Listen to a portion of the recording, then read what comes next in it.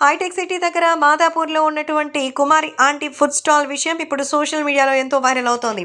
కుమారి aunty food స్టాల్‌కి సంబంధించి ఏకంగా CM అయినటువంటి రేవంత్ రెడ్డే పర్మిషన్ ఇవ్వడంతో అందరూ పండగ చేసుకుంటున్నారు.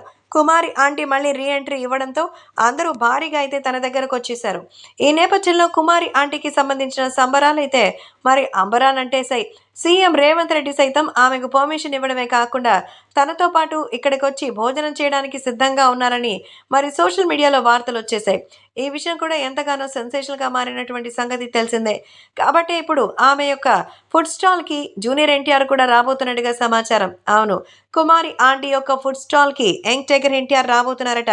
సో, మహిళా సాధికారత కొద్దీ ఆమె తనకి సంబంధించిన విషయంలో ఎవరితోనూ ఇన్వాల్వ్ కావాలని అనుకోలేదు. తన సినిమాలేంటో, అలాగే తన పనేంటో అంటూ అందరూ కూడా చూసుకుంటారు.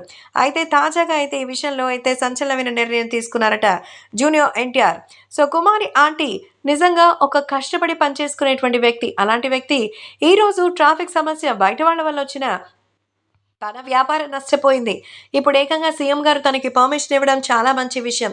అంతేకాకుండా కుమారి ఆంటీ ఫుడ్ స్టాల్ ఇంకా మంచిగా జరగాలి. అలాగే భారీగా తను వ్యాపారం వృద్ధి చెందాలి.